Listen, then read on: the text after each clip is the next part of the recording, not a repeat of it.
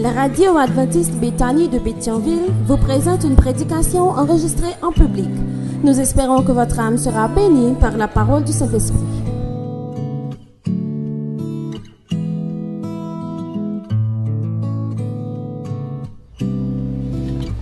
Chers frères et sœurs, à mes visiteurs et chers amis qui nous suivent en ligne, que la paix de Dieu soit avec chacun de vous, chers frères et sœurs.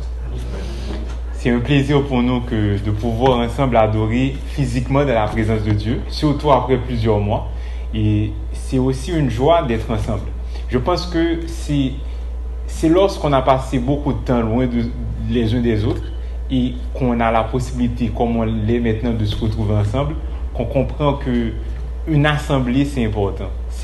Ça nous permet de renouveler notre foi et notre communion. Donc, je suis content de voir beaucoup de visages amis, beaucoup de familles ensemble.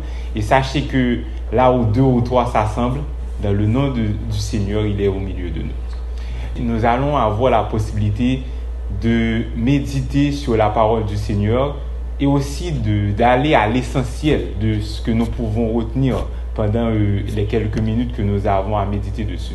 Mais jusqu'avant, je vous invite à fermer les yeux. Nous allons implorer l'assistance divine pour nous. Seigneur Jésus, nous te disons merci d'être que tu es notre Père. Tu nous rassembles dans ta famille et tu prends toujours le temps de nous nourrir spirituellement. Donne-nous de recevoir ton esprit et de pouvoir en tirer une leçon de vie. C'est au nom de Jésus que nous te prions. Amen. C'est l'été, il fait beau et c'est généralement le moment que les gens utilisent le plus pour voyager. Et peut-être cette année, il n'y a pas autant de voyages que d'habitude à cause du corona, mais n'empêche que les gens essaient de réorienter leurs vacances. Ils prennent le temps de visiter des villes qui sont plus proches et c'est quand même beau aussi pour ceux qui ne veulent pas aller loin. Ils prennent le temps d'aller dans des parcs, ils profitent du soleil. Et chaque fois que les gens doivent voyager, quand ils veulent sortir, des fois ils vont faire des mal et ils vont essayer de garder ce qui est le plus important. On ne peut pas tout apporter avec soi, n'est-ce pas? Il faut faire des choix. Et quand les gens doivent sortir, ils doivent trier leur mallette, mettre des choses de côté et n'en tenir que l'essentiel. Surtout en ces moments, parce que si on décide de sortir, c'est vraiment le moment de voyager léger. Et justement, ça nous amène à comprendre l'importance de ce qui est vraiment important. Quand on doit faire ses mal, quand on doit choisir l'essentiel, on se rend compte que ce n'est pas tout ce qu'on met dans sa malle qui est important. Il y aura des éléments qui sont beaucoup plus essentiels que d'autres. Et c'est une idée qui nous permettra de comprendre un peu le message que Dieu a pour nous aujourd'hui. Et je veux vous rappeler que le titre du sermon, c'est « Ce qu'il y a de plus important ». Et pour introduire cette idée que ce n'est pas tout ce qu'on a qui est important, mais que quand on doit choisir, il ne faut regarder que l'essentiel. Il y a une histoire qui peut parler aussi bien aux enfants qu'à nous qui sommes un peu plus âgés, qui nous aidera à comprendre que parfois il faut choisir ses priorités. Il y avait un professeur qui était dans une classe et il voulait enseigner une leçon de vie à ses amis, à ses étudiants. Puis il vient dans la classe avec un récipient, une bouteille. Puis, il vient avec plusieurs cailloux de différentes dimensions et aussi du sable. Et il invite les étudiants à les mettre dans la bouteille autant qu'ils pouvaient, autant de cailloux et de sable qu'ils pouvaient. Plusieurs étudiants se sont essayés. Certains ont pu mettre quelques gros cailloux et du sable, mais aucun n'a pu tout mettre à l'intérieur de la bouteille parce qu'avec plusieurs cailloux, du sable, c'est pas évident. Puis après que plusieurs d'entre eux se sont essayés vainement, le professeur leur a dit qu'il va leur transmettre la technique. Et la manière dont il s'y est pris, il a pris les gros cailloux. Il les a placés d'abord. Et puisqu'il a placé les gros cailloux, il restait de l'espace. Et à partir des interstices, il a mis d'autres petits cailloux. Puis après, il a mis le sable. Et comme il avait d'abord mis les gros cailloux, puis les cailloux de moindre dimension, le sable a pu aisément trouver des petits espaces interstitiels pour pouvoir y remplir la bouteille. Et donc, avec cette technique-là, il avait pu avoir tous ces cailloux à l'intérieur de sa bouteille, y compris le sable. Et son message pour ses étudiants était ainsi. votre vie, c'est pas mal comme une bouteille et vous aurez pas mal de priorités dans la vie, beaucoup de projets, mais si vous voulez être certain de les avoir tous à l'intérieur, assurez-vous de mettre d'abord les gros cailloux, les grosses pierres, les plus grandes priorités, et ensuite vous trouverez un peu d'espace pour pouvoir y mettre les autres. C'est une belle histoire, n'est-ce pas? Mais on peut s'en baser pour pouvoir approcher le message d'aujourd'hui et voir qu'en tant que chrétiens, en tant que pèlerins qui sommes sur la terre, qui sommes appelés à voyager léger et qui avons pas mal de priorités, si nous voulons vraiment être certains d'avoir ce qu'il faut pour ce voyage-là, il est important que nous gardions l'essentiel dans nos mal. Et les mal importantes, les gros cailloux, nous les trouvons aujourd'hui dans 1 Corinthiens chapitre 13, verset 13. Et s'il y a quelque chose que vous devez retenir aujourd'hui, c'est bien ce que je vais vous dire. Si vous ne devez garder dans votre cheminement chrétien que l'essentiel, assurez-vous de croire, assurez-vous d'espérer, assurez-vous d'aimer, mais si vous ne devez vraiment garder qu'un élément, assurez-vous surtout d'aimer. Dans votre mal, ayez la foi, ayez l'espérance, ayez l'amour, mais si vous ne devez vraiment vous débarrasser de tout et nous n'avons qu'une seule chose, assurez-vous de vous aimer les uns les autres. Nous allons voir un peu plus en détail en quoi consistent les gros cailloux dont je viens de vous présenter, ces grands éléments que nous devons garder en tant que chrétiens dans nos mal, et voyons un peu ce que en dit la Bible pour que nous puissions vraiment comprendre leurs importances. Je veux d'abord vous présenter le premier caillou, la foi.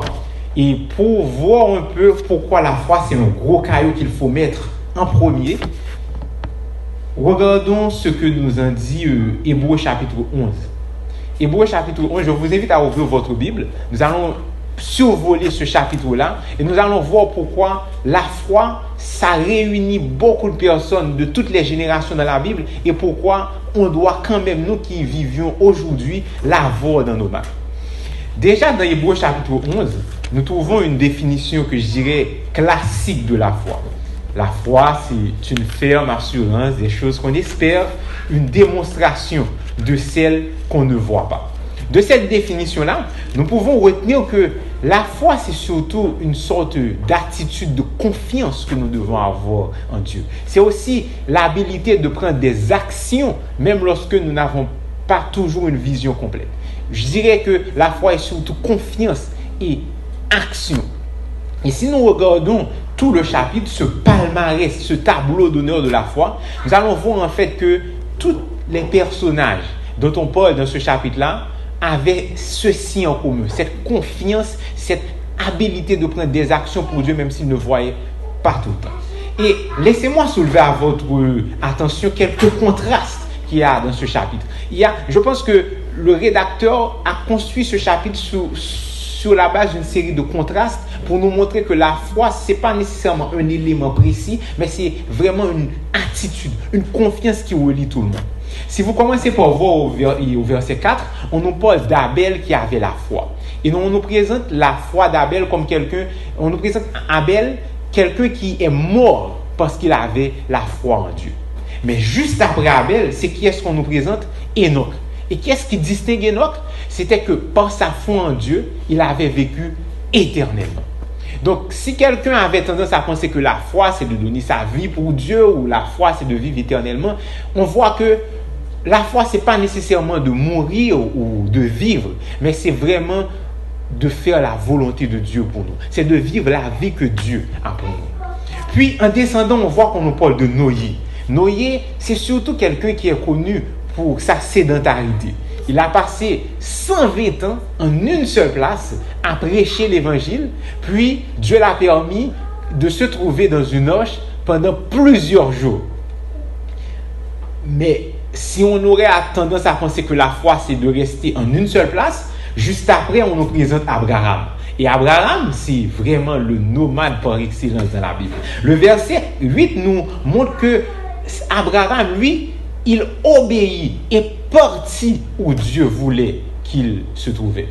Donc si quelqu'un avait tendance à penser que avoir la foi, c'est se trouver dans une place ou bien c'est aller de place en place. Bien, en voyant ce contraste-là, on comprend que la foi, c'est pas nécessairement d'être sédentaire ou d'être nomade, mais c'est de se trouver là où Dieu veut que nous nous trouvons. Puis, en descendant, nous voyons qu'on nous parle de Sarah au verset 11. Et on nous met surtout en valeur le fait que Sarah, dans son vieil âge, Sarah a reçu par la foi un enfant du Seigneur. On trouve que c'est bien, parce qu'on connaît pas mal d'histoires de personnes qui attendaient des enfants et qui ont prié et qui l'ont reçu par foi. C'est super bien. Mais quand on descend un peu plus bas, on nous présente Abraham une fois de plus. Et qu'est-ce qu'on nous présente d'Abraham?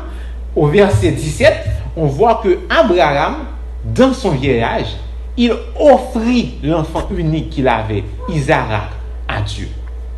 Encore un contraste. Donc la foi, ce n'est pas nécessairement de recevoir miraculeusement un enfant ou de donner cet enfant-là à Dieu. La foi, c'est vraiment de consacrer tout ce qu'on a reçu de Dieu à lui. Puis en descendant dans le chapitre, on voit qu'on nous parle de Joseph, de Moïse en fait. Joseph vient avant Moïse dans le chapitre au verset 21, on nous dit que c'est pas, verset 22, on nous dit que c'est pas la fois que Joseph mourant fit mention de la sortie des fils d'Israël. Joseph, c'est quelqu'un qui a une histoire ascendante. On voit que il était d'abord avec ses frères, puis il a été jeté en prison, mais Dieu l'a pris de la prison, il a été jeté dans un puits d'abord, puis de ce puits-là, il a été mené en Égypte, on l'a jeté en prison, puis de la prison, il a été rendu au palais. Il a connu une trajectoire ascendante. Et on vante souvent la foi de Joseph. Mais juste après Joseph, on voit qu'on nous parle de Moïse. Et Moïse a eu exactement, je dirais, une trajectoire descendante. Lui, il a été d'abord au palais. Il était d'abord entouré, choyé dans le pouvoir. Mais par la foi en Dieu, il a tout mis de côté. Et il a vécu pendant des années au désert. Certes, il n'était pas dans le confort du palais, mais il avait la foi en Dieu. Donc, en regardant ces deux-là, on peut comprendre que la foi, ce n'est pas nécessairement d'avoir une trajectoire ascendante ou d'avoir beaucoup de richesses ou inversement, d'être pauvre, de ne plus rien avoir. La foi, c'est d'accepter la condition que Dieu veut que nous ayons. Et si nous continuons ce chapitre, nous voyons en fait qu'on va nous parler de personnes qui se sont données, qui ont été touchées par le tranchant de l'épée. Des gens qui ont été des martyrs, puis d'autres que Dieu a épargnés de l'épée. Des gens qui ont été des personnes où Dieu a complètement intervenu pour les délivrer, comme les 3 jeunes Hébreux. Tout ça nous aide à comprendre que la foi, c'est une confiance qui va au-delà des situations. Il y a plusieurs situations qui peuvent faire intervenir la foi, mais l'important, c'est d'avoir cette confiance et cette attitude-là. Une application pratique que nous pouvons trouver pour nous aujourd'hui, c'est que si nous voulons renforcer notre foi, c'est important de prier Dieu, de faire des expériences avec Dieu comme la majeure partie de ces personnages-là ont fait, et également de nous nourrir de la parole de Dieu.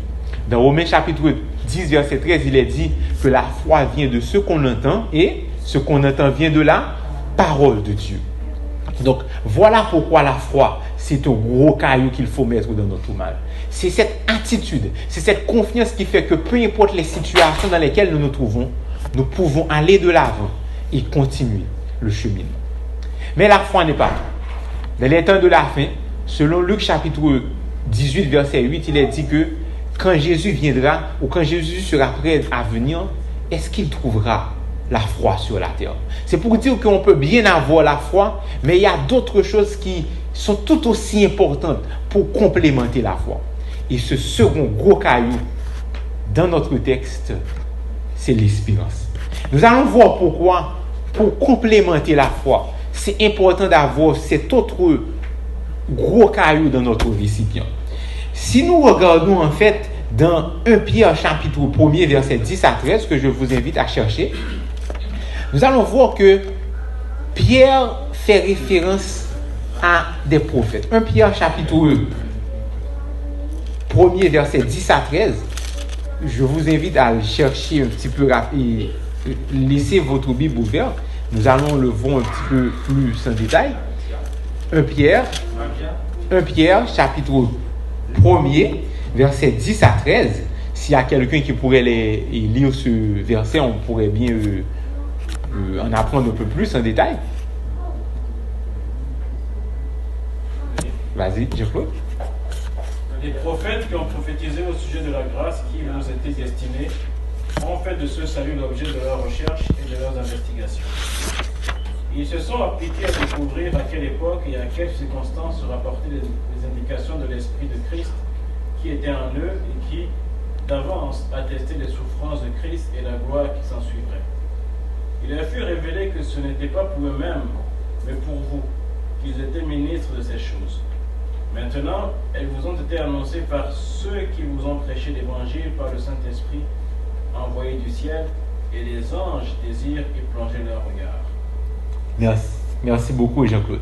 Si nous lisons ce verset, nous voyons que Pierre fait référence aux prophètes qui avaient reçu de Dieu la vision des choses à venir. Et cette vision-là leur permettait non seulement d'avoir de l'espérance, mais de transmettre aussi l'espérance aux gens qui venaient après.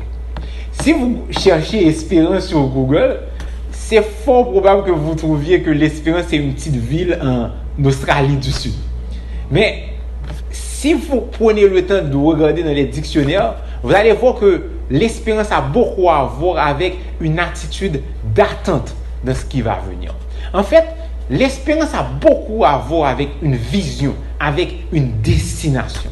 Les prophètes, comme on le voit, ils avaient beaucoup d'espérance et ils pouvaient témoigner de l'espérance aux gens parce qu'ils avaient une vision de ce qui allait venir. Ils pouvaient voir la destination vers laquelle se destinait le peuple de Dieu et à partir de cette vision, ils pouvaient partager de l'espérance avec les gens. Pour comprendre cette distinction, cette nuance qu'il y a entre l'espérance par rapport à la foi, si la foi est beaucoup plus confiance et beaucoup plus action, l'espérance c'est beaucoup plus une vision de ce qui s'en vient, une idée sur la destination. Il y a deux exemples dans la Bible que nous pouvons prendre pour vous aider à mieux saisir pourquoi l'espérance est importante. Regardons d'abord Joseph, dont on vient de parler. Joseph, au soir de sa vie, même s'il était près de mourir, il convoqua ses frères et les enfants d'Israël et il leur dit qu'il va mourir, mais qu'ils doivent porter ses ossements dans la terre où Dieu les amènera, parce qu'il sait que Dieu les emmènera en dehors de ce pays. Ça a pris plus de 400 ans avant que ceci se réalise. Mais cette vision, cette espérance que Joseph avait a fini par se réaliser. Ensuite, on en vient à Moïse. Moïse, c'est quelqu'un qui a fait 40 ans à mener un peuple vers une Canaan que lui-même ne connaissait pas. Dieu lui a juste dit qu'il y avait Canaan, qu'il fallait prendre ce peuple d'Égypte et l'amener en Canaan.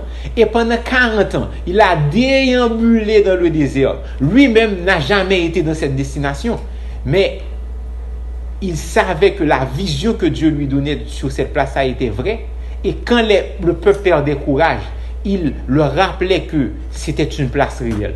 Au soir de sa vie, Moïse n'a pas, pour une raison ou pour une autre, il n'est pas entré en Canaan. Mais Dieu l'a fait voir ce Canaan-là pendant 40 ans où il utilisait cette image pour l'amener, pour l'aider à amener le peuple. Même si lui, il n'y est pas entré, mais il l'a fait voir à quel point cette vision-là était vraie. Et les générations qui sont venues après sont finalement entrées en Canaan. Une application pratique que nous avons pour nous aujourd'hui, c'est que parfois, nous n'avons pas tout le temps une vision claire de ce qui s'en vient. Mais le fait que nous sommes le peuple de l'espérance, le fait que nous avons la parole de Dieu qui contient des promesses, ça nous permet de savoir ce qui s'en vient et alors d'avoir cette espérance. Si vous voulez avoir de l'espérance, si vous voulez fortifier votre espérance, je vous invite vraiment à passer du temps à méditer sur les promesses de Dieu.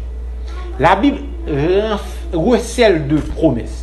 Quand nous prenons le temps de lire ces promesses, de méditer avec prière dessus, ça nous permet de voir ce qui s'en vient. Ça nous permet de voir la destination.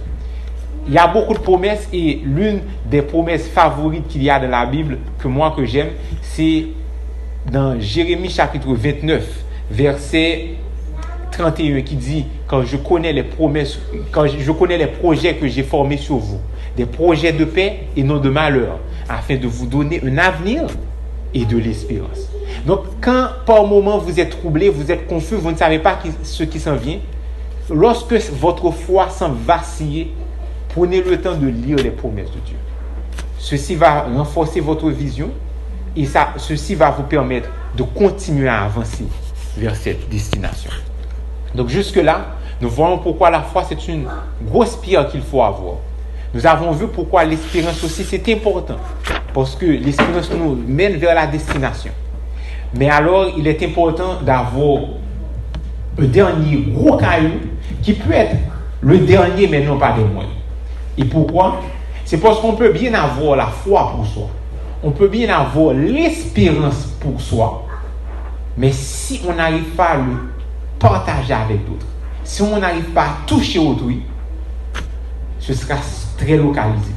Ce sera très individuel. Quelqu'un qui a la foi peut avoir la confiance pour avancer. L'espérance nous fait regarder dans la bonne direction. Mais si nous n'avons pas l'amour, c'est comme un chemin que nous faisons tout seuls, sans entraîner autrui.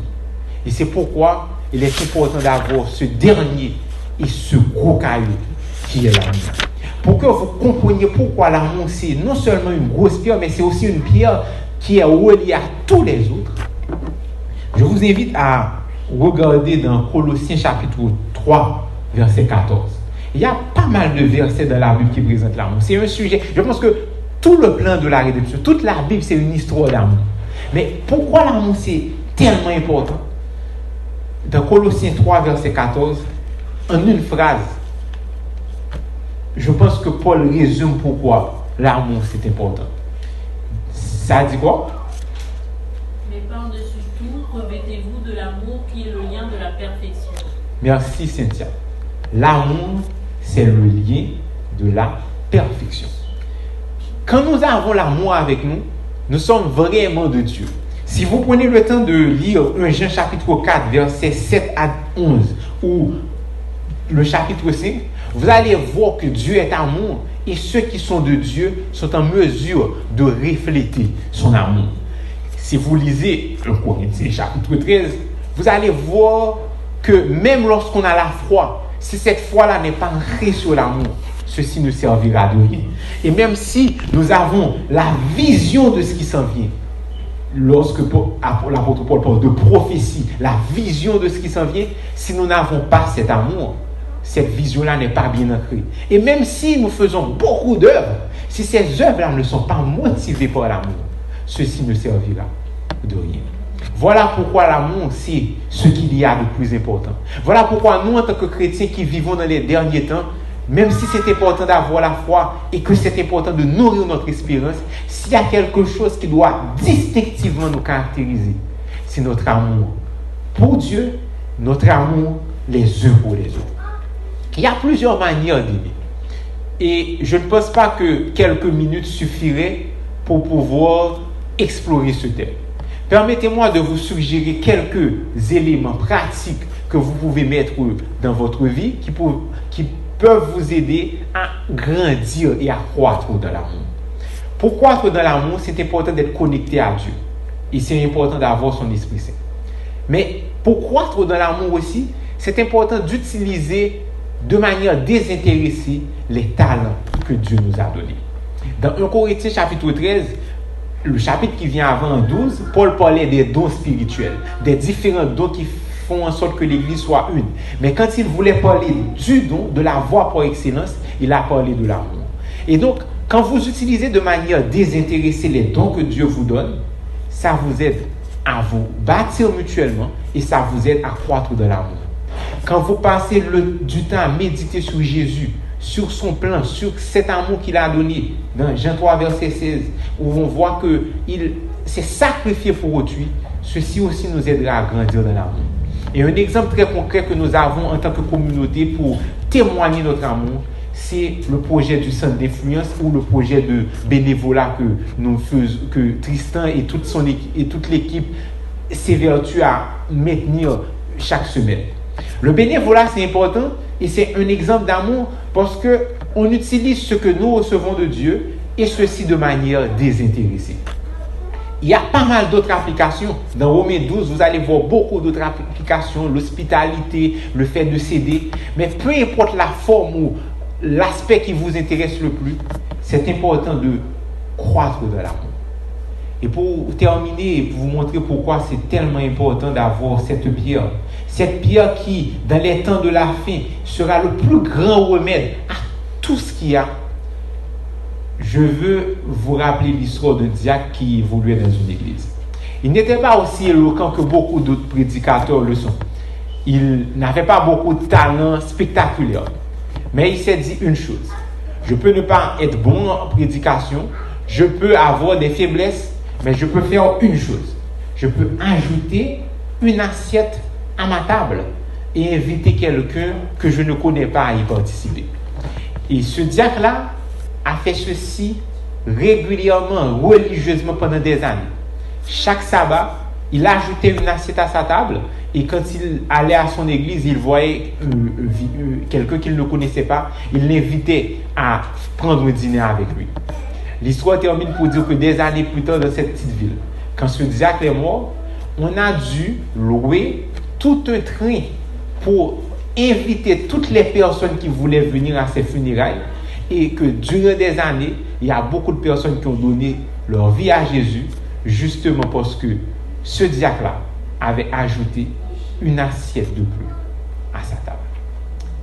Alors que Dieu nous place à Québec, dans cette ville où il y a tellement de personnes qui ont besoin de connaître Dieu, utilisons nos dons, aimons-les des différentes manières que nous pouvons, et alors nous serons en mesure de refléter l'amour de Jésus pour les perdus. C'est ma prière pour vous et pour moi. Que le Seigneur nous aide à garder la foi, l'espérance